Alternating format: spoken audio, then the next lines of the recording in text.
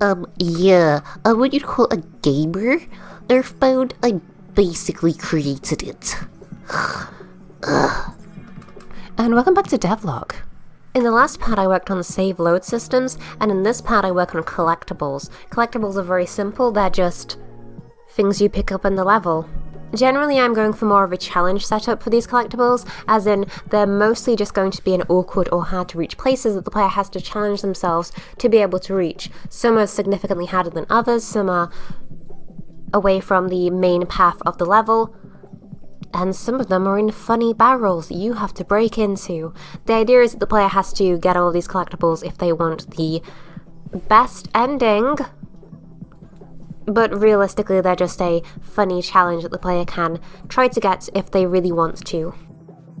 The way collectibles work is that they have a radius around them, which is just a polygon collider. If the player goes into this, the collectible will note that the player is inside this, and then set itself as tracking the player. If the player comes into contact with the collectible, it means the collectible can be picked up. At this point, the collectible is going to start following the player and wait for them to once again exit their radius. The radius is the area the player has to get away from the collectible in order to collect it. So this could be, if the player is in a hazardous area, the radius of the collectible could be the entirety of the hazardous area that the player has to leave from, or it could just be a very small area if the collectible is in an easy to reach area or a non-hazardous area, which means the player can collect it a whole lot easier. So once the player has entered this radius, the collectible is going to wait to see if the player has reached the distance where they can actually collect this collectible. This is just 1 unit of space, so the player is 1 unit of space away from this collectible, we can actually collect it. This has the collectible going to a state called the follow state. This means the collectible is now going to follow and try to position itself behind the player. This means the player has collected the collectible, but they haven't officially collected it, as in registered it to their UI and save file that this collectible has been collected. It's just following the player and waiting for the player to enter into a non-hazardous area to the point where they can be collected. Once the player has left the radius of the collectible, it means the collectible can now be officially collected by the player. So the player is no longer in any hazardous areas or dangerous settings where they would be limited with picking up a collectible. They can now collect it. The player can also only pick up a collectible when they are on the ground. The reason for this is I thought it would be more challenging. So the player has to wait until they're actually on the ground to collect the collectible. Once the player has landed on the ground, there is a short timer of just 1/4 second. This is mostly to avoid errors because, for example, when the player is landing onto a hazardous object, they are technically on the ground even though that they are damaged or hurt, so the player could technically collect a collectible while dead. So we're having this check just to make sure that the player isn't dead or dying when on the ground. If the player is on the ground and not hurt, this timer ticks down, and then once it reaches 0, we have the collectible enter its collected state.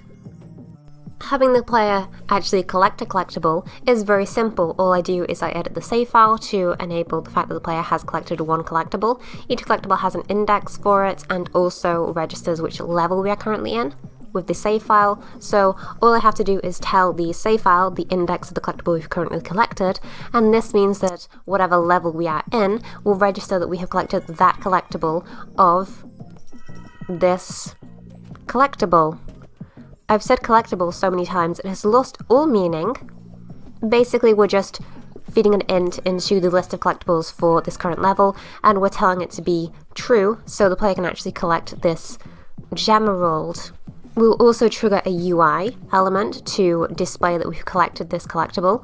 The UI element is a list of the amount of collectibles in this one level, which will either be outlined or filled in if the player has collected this collectible in the level. Having it filled in has the collectible float from the actual game space into this slot.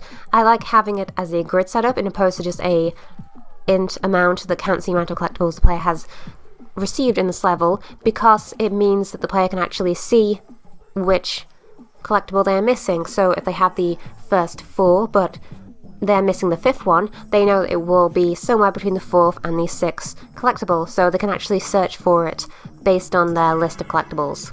Finally, we destroy the actual collectible following the player and play an effect for the collectible being collected.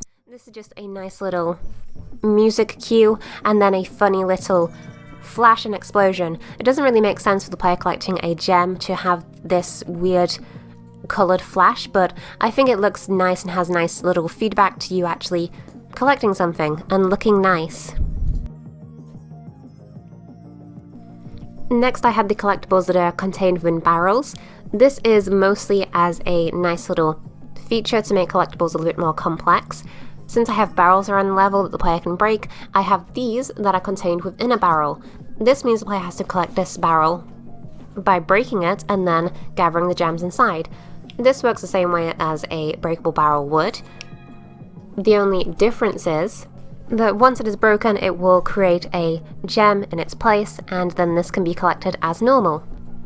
The main gameplay element behind the collectible barrels is that the collectible barrels have to be broken first, but since they have to be broken with dashing or potions, it means the player is either not going to be close to them because they're throwing a potion, or they're going to dash into this and then be knocked away. So the player has to take this into account when opening up this barrel to try and get the collectible. They're actually going to be pushed away from it initially and have to go back to the point where the collectible will be spawned after they have already broken it. This adds slightly more complexity to the actual collectible collecting process that I quite like. I also like how it looks. Speaking of how things look, let's talk about visuals. I originally had these collectibles be funny little green owls in the levels as a placeholder, and this got me thinking that maybe the collectibles could be some kind of fuzzy creature. I then couldn't think of one, so I made them gemeralds. I thought this would be at least visually interesting because I like how jewels and things like this look in the levels, and I also felt like it was the most in character for Pep-Pel to collect. I haven't actually talked about the main character's personality much, so let me go over that briefly to explain why you are collecting gemeralds. She's the worst. She's greedy, awful, and rude, and she just wants the money. This also means that the end of a level is just a big pile of money that Pep-Pel dives into, swims around in, and then says, "Boy howdy, I sure am more rich now. I love money, money, money, money. Let's do another level and get more money." So the collectibles being gems works with that. I also made them gems because I had an offhanded joke about what the end of the game could be if you collect all the gems, and I thought it was so funny that I wanted to keep the gemeralds as a collectible just so I can keep this joke. I won't tell you what it is because that's spoiling the ending of my game. But just know that the collectibles, for this ending to make sense, have to be monetary in some manner, while also important. Also very interesting visually is the breakable barrel that has gemeralds inside it. This needed to read as both a barrel that the player can break in the same way as all the other barrels, while also having gemstones inside of it. So I just redrew part of the barrel. I had the wooden breaking apart, and I had it so you can see the gemstones inside of the barrel. So this reads as a barrel the player can break, but also it has funny gemeralds inside, and you can collect them all. One final note about the design of these is that the official name for these gems in-game is the 7 Bad Time Gemeralds. And that's it for Devlog. I'm pretty happy with how the collectibles turned out. I have been putting off adding them to the game for quite some time because they rely very heavily on the existence of a save file, but now that they have save file functions, the collectibles are incredibly easy to add. I mean, they are basically just a follow function, and then everything else is reliant on the save file logic itself. So I'm pretty happy the game now has collectibles. I think they help the game work a lot better, and it's nicer to not have a bunch of placeholder visuals in my game's videos. In the next part, I'm probably going to talk about options menus, because I have been coding remapping options. A funny thing about that devlog in the future is that I made it possible to remap all of your inputs for attacking, dashing, etc., etc., to the same axis that you could use for movement. Why have I done this? I thought it would be funny to do. Enjoy your Pep-Pel challenge run when holding right means you automatically throw a potion.